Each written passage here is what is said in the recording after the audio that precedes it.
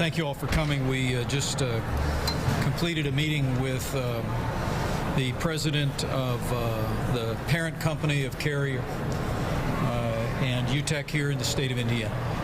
It was a frank and productive conversation. And first and foremost, let me say, as I began that conversation, our hearts go out to the employees and the families of the workers in Huntington and Indianapolis who are affected by the decisions this company has announced. I wanted Hoosiers to know that our administration is bringing all resources to bear. We'll leave no stone unturned to do all that we can to save these jobs, or in the alternative, to make sure that these employees get the training and the background and the referrals to find many of the good-paying jobs that are available in Indiana today. And we reiterated that to Mr. McDonnell and his team. They communicated to us some of the reasons behind this decision. They wanted us to know at the outset, though, this had nothing to do with the business environment in the state of Indiana. They reflected on the fact that Indiana is a great place to do business. It's a great place for manufacturing. They expressed frustration with a rising tide of red tape coming out of Washington, D.C. Cited the fact that since 2014, there's some 260 new rules that have been promulgated by the Department of Energy alone, and more than 50 of those rules bore directly on the air conditioner industry. And so as I have reflected before, this is more a reflection on policies coming out of our nation's capital than it's any reflection on the positive business environment that we have in the state of Indiana. That being said, we did reach agreement on a couple of key points today. First and foremost, we were able to confirm that the company will maintain 400 good-paying jobs in Indianapolis and Huntington. These are high-wage jobs, research and development and executive offices, and we confirmed those 400 positions will remain between those two communities in the years ahead. Secondly, we requested that Carrier and UTEC reimburse the state of Indiana for all the training grants that are currently scheduled to be provided for the companies, and they've agreed to do that. That number is some $382,000 in Skilled Enhancement Fund training grants. Those will be reimbursed to the state of Indiana in their entirety. We also requested, and they agreed, to reimburse all the local governments for tax abatements that have been extended to the company in the past in Indianapolis and in Huntington. And we'll be working with local officials in their communities that are affected to identify the specific number, and those dollar amounts will be reimbursed directly to the cities. But again, as I emphasize, this is not about dollars and cents. This is about a lot of hardworking Hoosiers, so well represented here by the president of the local 1999, Chuck Jones, and others. And I'm also pleased that we were able to confirm the commitment that the company has made in the agreement so far with Huntington for 4 years of college education, $5,000 in vocational training, and we told them that we will continue to work very closely with them to identify any resources in the event that these jobs end up leaving the state of Indiana and Indianapolis, that we will work very closely with them to ensure that they keep those agreements, those training resources, education resources are made available, and the state of Indiana will also work very closely to identify what's known as Trade Adjustment Authority resources that are already available. This is really about the hardworking people at these companies. I was not surprised to hear from the company that productivity continues to be very high at both facilities. Hoosiers at both these facilities are showing up and doing what Hoosiers always do. They're working hard and they're doing their jobs. But we reiterated our commitment to be a part of ongoing discussions. If there is any way to save these jobs in the state of Indiana, we told the company that we're ready to partner with them, we're ready to work with them, we're ready to sit down to find a way to do that. But failing that, if this continues on the trajectory that it's on, as agreements are reached with the Steelworkers Union here in Indianapolis, as they've been reached in Huntington, the state of Indiana is going to bring the full resources of our Department of Workforce Development to bear to make sure that the good-paying jobs that are available in the state of Indiana are made available to the hard-working people of Carrier and UTEC in Huntington. So with that, I'd be happy to take any questions. Governor, tell me about, I'm curious about, was there an incentive package? Were they willing to listen to any other alternatives that you were able to present today, or was it just Washington and nothing? We had a very significant conversation about the reasons behind their decision, but also a very significant conversation about our desire to be in the conversation about trying to save these jobs, and we'll stay there. I know that they are in ongoing discussions with the Steelworkers Union here in Indianapolis. They've reached an agreement in Huntington, but they're in ongoing discussions. We've said to them, as those discussions go forward, if the state of Indiana, through either resources or workforce development, can be supportive of a plan to keep these jobs in Indiana, we made it very clear to them that we're willing to be a full partner in that regard. I will tell you that as governor, I don't want to create any false hope for people, but I was at least encouraged to hear that those discussions are ongoing, and they know the state of Indiana. And I'm very confident when I say the city of Indianapolis, the city of Huntington, and frankly our partners in both parties in Washington, D.C. are ready to roll our sleeves up and figure out how to keep these jobs in the Hoosier State. Governor, is it time for the state of Indiana maybe to sort of relook, rethink at how we do tax abatements, tax incentives, more job creation, so you don't have to necessarily negotiate, asking back for money, just sort of make it automatic that, hey, if you guys don't deliver, if the jobs disappear for a certain amount of time, you will reimburse, Hoosier taxpayers? Well, let me say that our training dollars are a very small percentage of incentives packages that we provide for companies. I'm very proud that Indiana is at record employment today, lowest unemployment of all our neighboring states, and we set a new record in total deals last year when most of our incentives are performance-based, meaning when the jobs arrive, the tax credits are given, and not before.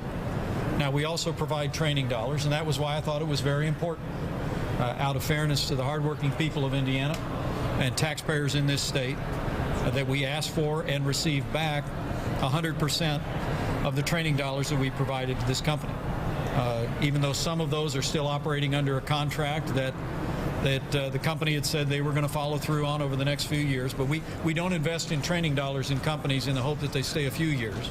We invest in training dollars in companies in the hope they stay here forever. And so I think we've got a good balance to offer competitive packages for companies because most of our incentives are performance-based and the benefits don't arrive until the jobs arrive. Rafael. We went to Monterrey, Mexico. How can we compete against countries where they pay $3 an hour? How do you compete against them? Well, we do it every day, first and foremost. I mean, we're the leading manufacturing state in the United States of America. We're at record employment. In Indiana, we make things and we export them to the world. And our workers are better than anybody else in the world. We know that. And I think we absolutely can compete. I'm disappointed that this company has made a decision to leave the United States and go to Mexico. But when I asked them point blank today what the basis of that decision was, they talked to me about regulations, the cost of doing business in the United States of America, and really spoke about, I think, 260 new rules being promulgated by the Department of Energy alone, let alone the EPA, that puts a weight, puts a cost. So I think at the end of the day, the American worker can compete with any worker anywhere in the world. But I will say again, I think we've got to have changes in policies in Washington, D.C., from lowering our corporate tax rate to cutting red tape that will allow these fantastic workers to be able to compete effectively on a global scale, because they can do it. They do it every day in Indiana, and that's what makes this especially heartbreaking to me as governor, that we would lose good-paying jobs like this to Mexico because of a national environment that we have. Donald Trump suggests a Go 35% ahead. tax on products, Governor. Should we slap a 35% tax on these carrier products, as Donald Trump suggests, if the company decides to move to Monterey? I don't want to comment on any specific proposals that others are offering. What I can tell you is that Hoosier workers compete and win every day of the week in the global marketplace. Our workers in manufacturing compete every day, and we succeed every day. But against the avalanche of red tape and high corporate taxes, that's what's put these jobs at risk today in Indiana. And again, it's just heartbreaking to me. I would say we made a full court press today with our whole team, economic development team, workforce development team, and we will continue to do that. The last thing I said to Bob McDonough before he left was, we are here, we're ready. As the conversations go forward with the local 1999 here in Indianapolis, if there's a role the state of Indiana can play in a way that will save these jobs, we're ready, willing, and able to sit down and play that part. Governor, are you able to elaborate on the 400 jobs that will stay in Indiana? How many here in Indianapolis versus Yep. Huntington, and the types of work? Yeah, the specifics we talked about in some detail. I'm sure we can provide that for you later today. There's research and development jobs. Actually, the carrier, I think, residential headquarters will be here in Indianapolis. They're actually looking for a new location for that headquarters of operations. But I don't want to gainsay that. 400 good-paying jobs in the state of Indiana, we welcome. Okay? We're glad they're staying. But our focus today was on 2,100 other good-paying jobs. And the conversation today was really about trying to make sure that we're doing everything in our power to save those jobs. As I said, I think it's a difficult environment that we're in this moment, given the national economy that companies like this operate in. And my hope is that will change, and maybe that'll change before the next 3 years is out. Governor, Governor, has the state looked at any? Go ahead, Eric. The carrier has plants, if you have UTEC, has plants all over the U.S. If the problem is federal, why are these the plants that we're looking at? I don't know the answer to that question. I wish I did. They said to us that this had nothing to do with the business policies or the people of the state of Indiana. Look, we got the best workers in the United States of America here. And frankly, we're the #1 manufacturing state in America because we got the best business environment. So beats me why they're leaving Indiana and they're going to continue to operate in other states in this country. I think you should just ask them that Governor, question. not even more Governor, based on what was negotiated today, you have come out and told us, are you conceding to the fact they're leaving? I mean, what's your gut reaction coming out of this week? Well, no, I've conceded nothing. What I told them was based upon the agreement that they've reached with Huntington, which is to wind down their operations there over the next 3 years. They've reached that agreement with their employees there. And I believe it was appropriate that they refund 100% of the training dollars currently scheduled and what they've received from the state of Indiana, and they agreed to do that. That's $382,000 the state of Indiana will be receiving back. I'm also pleased that we secured a commitment for them to refund the city of Indianapolis and the city of Huntington for all the tax abatements that have been extended. And we should have later today some detail about what that is. But I'm conceding nothing. The team here will tell you. I said to them again and again and again, if there is an opportunity for the state of Indiana to come alongside the families that are affected by this at Carrier and to be a partner in finding a way forward to preserve these jobs, we're ready, willing, and able to do that. Did they say there is an opportunity? I would refer you to Chuck and the team over there.